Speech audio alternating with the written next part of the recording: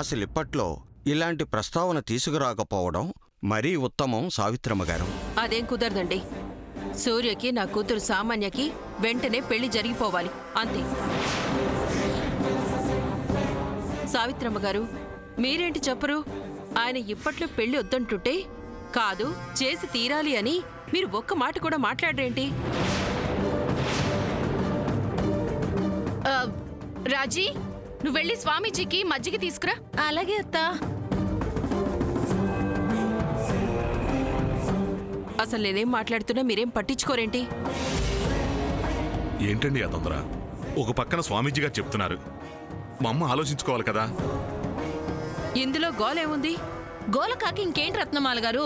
అయినా సూర్యకి సామాన్యకి పెళ్లి చేస్తానని అత్త మాటిచ్చింది కదా, ఇంకా మీ భయమేంటి, ఈ ఆరాటమేంటి? అత్త మాటిచ్చింది కాబట్టి సూర్య సామాన్యుల పెళ్లి జరిగి తీరుతుంది.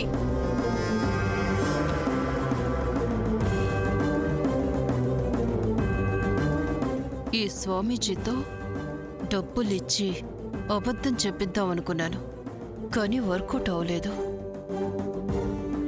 ఇప్పుడు ఈ జాతకాలు చూసి కుదరదు అంటే ఏదో ఒక మాయ చేసి ఈ స్వామీజీ చేత పెళ్లి ముహూర్తం ఫిక్స్ చేయించాలి. ముందు జాతకాన్ని తారుమారు చెయ్యాలి.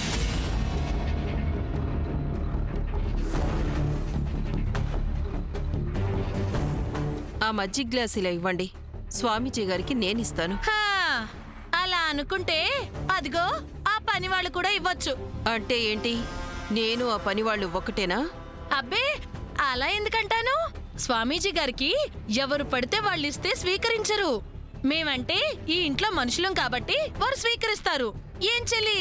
అంతేగా అక్క. నేను మాత్రం ఈ ఇంటి మనిషిని కాదా? నేను ఈ ఇంటికి వియ్యపురాలను అవుతాను కదా.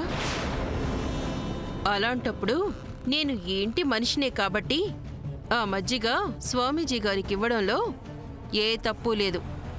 ఇలా ఇవ్వండి.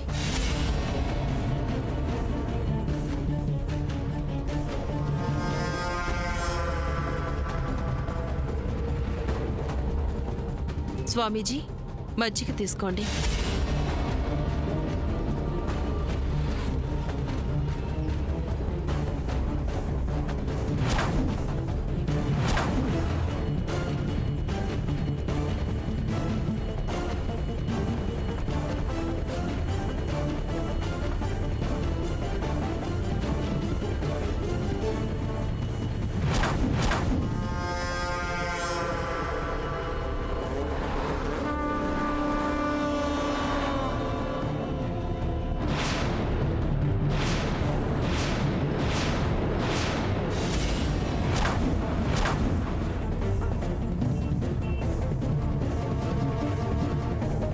అయ్యో, చూసుకోలేదు, క్షమించండి.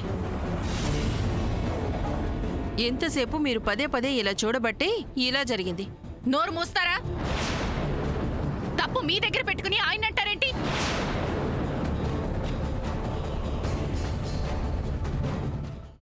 అమ్మా, అలాంటి వాళ్ళది నిజమైన ప్రేమ కాదు, అది వ్యామోహం.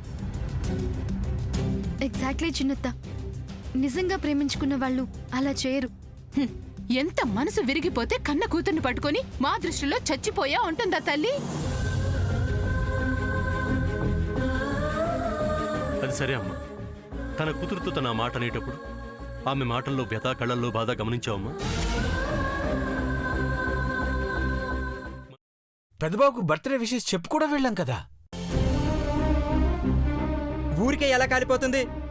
మంట పెడితేనో పడితేనో తగలబడుతుంది.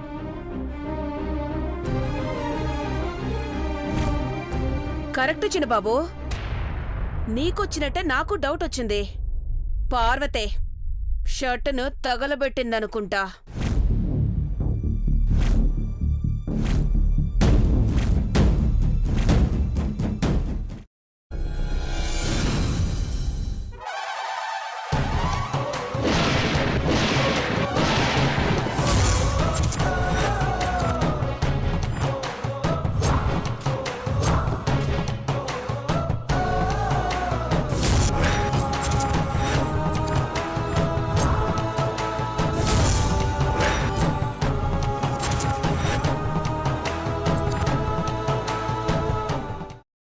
వేసుకున్న తర్వాత పొట్టు తీసేసి చాప్ చేసి పక్కన పెట్టుకోవాలి.